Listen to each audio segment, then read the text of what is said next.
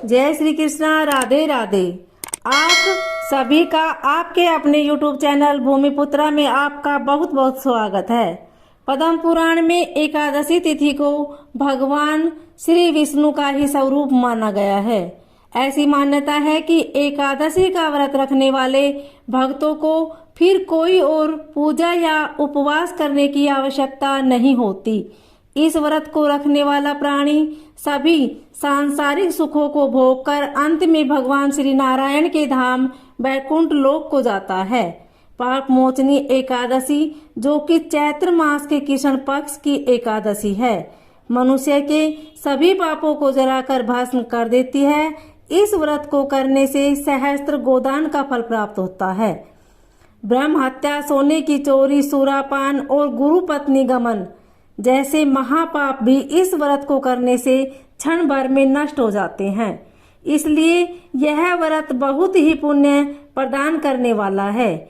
अगर भक्ति पूर्वक निष्ठा के साथ सात्विक रहते हुए पाप मोचनी एकादशी का व्रत किया जाए तो संसार के स्वामी, संसार के पालनकर्ता श्री हरि संतुष्ट हो अपने भक्तों के सभी कष्टों का निवारण करते हैं। बड़े बड़े यज्ञों से भगवान श्री हरि को उतनी संतुष्टि नहीं मिलती जितनी एकादशी व्रत रखने से मिलती है।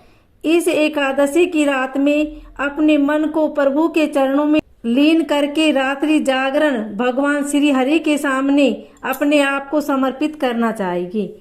अगर आप भी एकादशी व्रत का उपवास रखते हैं तो आइए अब आपको बताते हैं इस बार साल 2023 में पड़ने वाली पाप मोचनी एकादशी की सही तिथि और पारण के शुभ मुहूर्त के बारे में। क्योंकि कोई भी व्रत हो, यदि आपकी तिथि शुभ मुहूर्त की सही जानकारी न हो तो ऐसे में रखा गया व्रत अधूरा माना जाता है। कई बार एकादशी तिथि 2 दिन तक पड़ती है, तो ऐसे में ये जानना सबसे ज्यादा जरूरी है कि व्रत किस दिन रखना चाहिए और किस तिथि में और किस शुभ मुहूर्त में एकादशी का पारण यानी कि एकादशी व्रत खोलना चाहिए।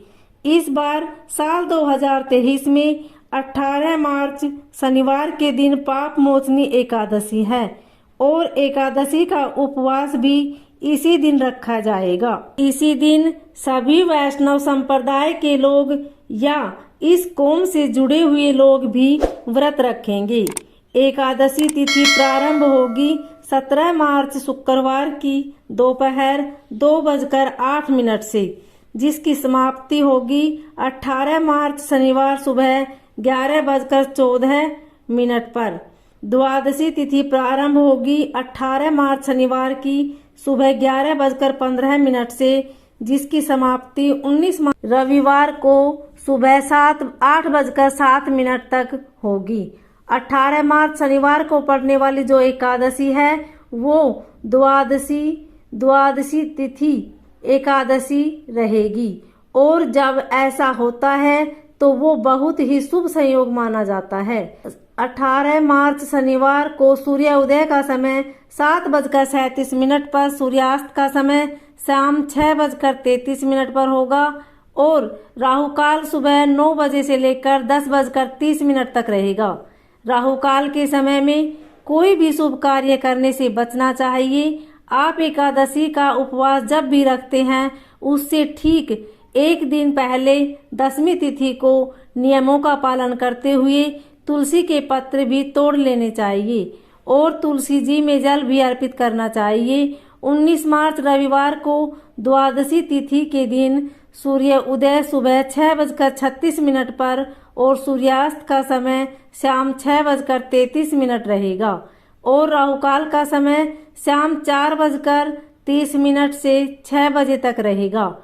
एकादशी उपवास के दिन तुलसी जी में जल अर्पित नहीं किया जाता और न ही तुलसी पत्र तोड़े जाते हैं और भगवान विष्णु को भोग में तुलसी जरूर अर्पित की जाती है। इसलिए आप 10वीं तिथि को ही हर हाल में तुलसी पत्ते तोड़कर रख ले।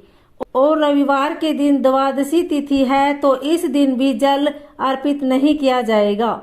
19 मार्च रविवार को आप एकादशी का उपवास खोल सकते हैं। सुबह 6:37 से लेकर 8:07 तक। ध्यान रखें कि 8:07 के बाद से त्रयोदशी तिथि प्रारंभ हो जाएगी, इसलिए आप इस समय के अंदर अंदर अपना उपवास हर हाल में खोल ले। दशमी तिथि को किया गया भोजन शुद्ध सात्विक होना चाहिए। दशमी तिथि के सूर्यास्त के बाद अन्न ग्रहण नहीं किया जाता।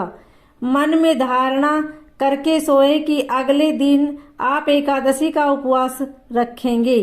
फिर एकादशी के दिन सुबह सूर्य उदय से पहले उठकर स्नान करके भगवान विष्णु के समक्ष बैठकर व्रत का संकल्प ले।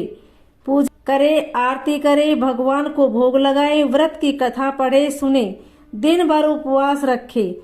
शाम को यदि आप निराहार नहीं रह सकते तो एक समय फलाहार ग्रहण कर सकते हैं।